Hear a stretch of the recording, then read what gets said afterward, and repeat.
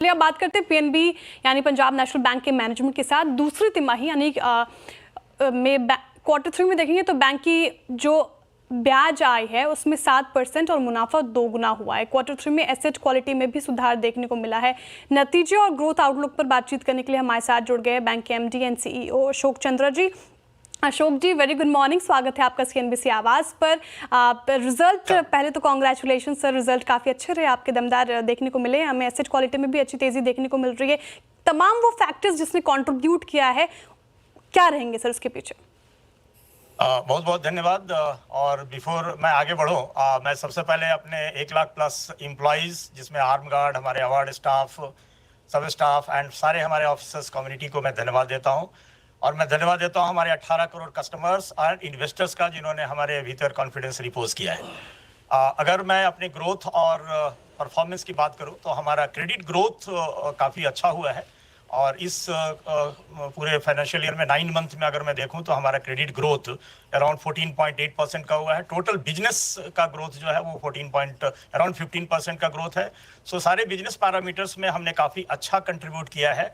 Recovery and the profitability की मैं बात करूं, एसेट क्वालिटी की बात करूं तो आपने देखा कि ग्रॉस एनपीए भी हमारा 4.09% पे हम आ गए हैं। और हमने जो अपनी गाइडलाइंस दी है दैट हम बिलो 5% हमारा ग्रॉस एनपीए रेशियो रहेगा, तो ऑलरेडी हम इसके ऊपर हमने काम किया है और हमने एसेट क्वालिटी को काफ़ी इंप्रूव किया है।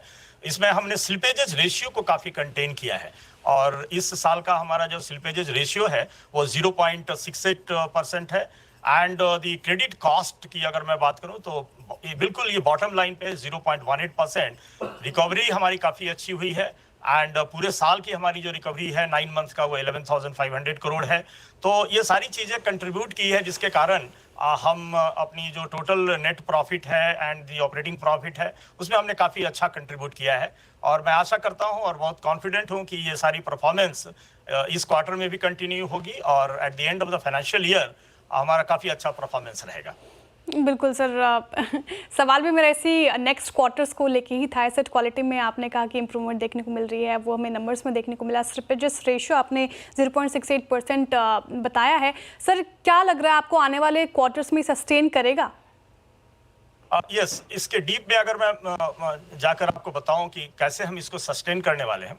हमारा ऑपरेटिंग प्रॉफिट अगर आप देखें और कंपेयर करें प्रीवियस क्वार्टर से, तो हमारी जो टेक्निकली राइट ऑफ अकाउंट से जो रिकवरी होती थी, एवरी क्वार्टर हमारी रिकवरी 1400 से 2000 करोड़ हमारी रिकवरी होती थी।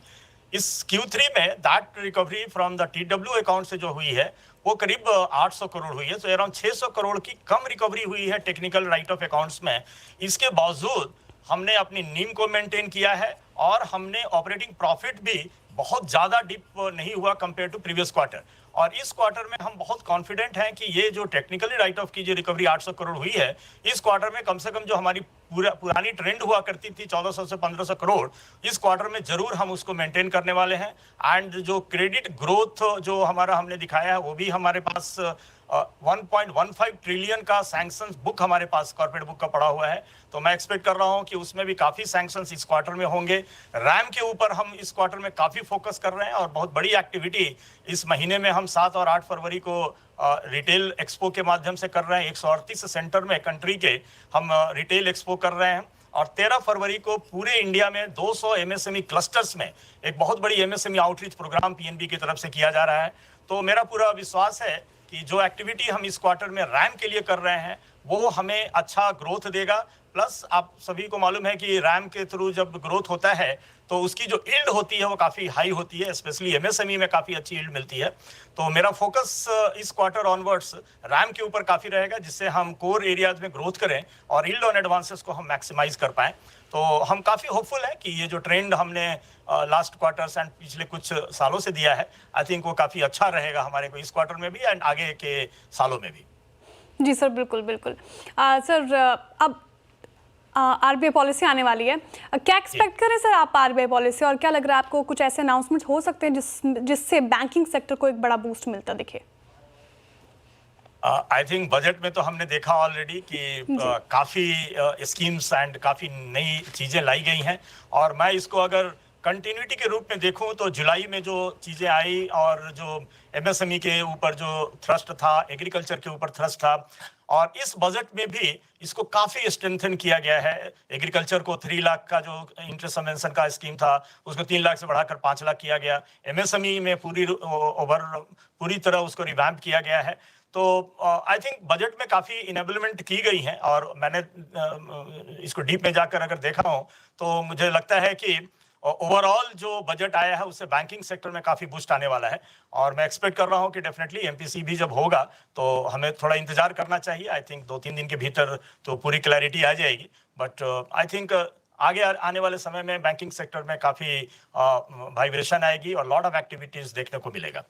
बिल्कुल बिल्कुल, बहुत शुक्रिया चंद्र जी हमारे साथ जुड़ने के लिए, तमाम सवालों के इतने अच्छी तरीके से जवाब देने के लिए। सर आपका बहुत बहुत शुक्रिया और all the best upcoming quarters के लिए, जो आप इतनी अच्छी स्ट्रैटेजीज लेके चल रहे हैं सब सफल। धन्यवाद सर। चलिए वक्त हो चुका है एक छोटे से ब्रेक का, ब्रेक के बाद फिर हाजिर होते हैं। आप देखते रहिए CNBC आवाज़।